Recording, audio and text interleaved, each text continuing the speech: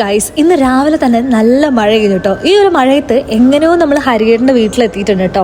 അവിടെ നിന്ന് നേരെ പോയത് ഹീറോൻ്റെ ബ്രാൻഡുമായിട്ട് കൊളാബറേറ്റ് ചെയ്യാനുള്ള ഒരു ചെറിയൊരു ഡിസ്കഷന് വേണ്ടിയിട്ടായിരുന്നു കേട്ടോ.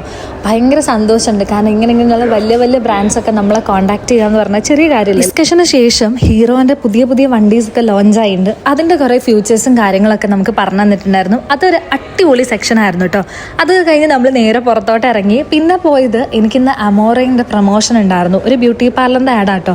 അങ്ങനെ അവിടെ പോയിട്ട് ആഡിൻ്റെ കാര്യങ്ങളൊക്കെ ചെയ്ത് 2-3 സർവീസസ് ഒക്കെ എടുത്തിട്ടുണ്ട്. കുറേ ആയി ഒന്ന് റിലാക്സേഷന് സ്പാ ഒക്കെ ചെയ്തിട്ട്, അങ്ങനെ സ്പായും ഹൈഡ്രാ ഫേഷ്യലൊക്കെ ചെയ്ത് നേരെ നമ്മൾ ടോപ്പ് ഫോമിൽ ഫുഡ് കഴിക്കാൻ വേണ്ടി പോയി. ഒരു 4 മണിക്കായിട്ടുണ്ട്. 4 മണിക്കാകുമ്പോഴത്തേക്ക് ഫുഡ് തീരുമെന്ന് വിചാരിച്ചു. ബട്ട് അവിടെ പോയ സമയത്ത് ഇവർ പറഞ്ഞു അവിടുത്തെ ബിരിയാണി അടിപൊളിയാണ്. ഞാനാണെങ്കിൽ ഇതുവരെ ടോപ്പ് ഫോമിലെ ബിരിയാണിയും കഴിച്ചിട്ടില്ല. അപ്പം പിന്നെ ബിരിയാണി തന്നെ ആക്കാമെന്ന് വിചാരിച്ചു.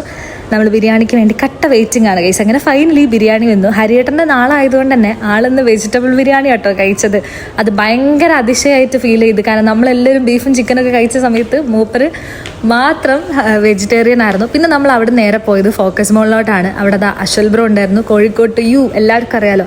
അവിടെ പോയിട്ട് കുറച്ച് ആഡും കാര്യങ്ങളൊക്കെ ഉണ്ടായിരുന്നു. അങ്ങനെ അതൊക്കെ കഴിഞ്ഞ് നമ്മൾ നേരെ ഒന്ന് എംഗ്രിലോണാണ് പോയത്. നമ്മളെ ഫോക്കസിലുള്ള അവർ എക്സ്പാൻഡ് ചെയ്തിട്ടുണ്ട്. അവരെ ഈ എന്താ പറയുക, സീറ്റിംഗ് കപ്പാസിറ്റി കാര്യങ്ങളൊക്കെ 50 സീറ്റിന് മുകളിലും കൂടെയാണ് വന്നിട്ടുള്ളത്. സോ ഇവിടെ എപ്പോൾ വന്നാലും തിരക്കാണ്. ഇതാണ് ആ ഒരു ഏരിയ. സോ നിങ്ങൾ വരിക. ഓക്കെ, നെക്സ്റ്റ് വീഡിയോസിൽ കാണുന്നവരെ ബൈ.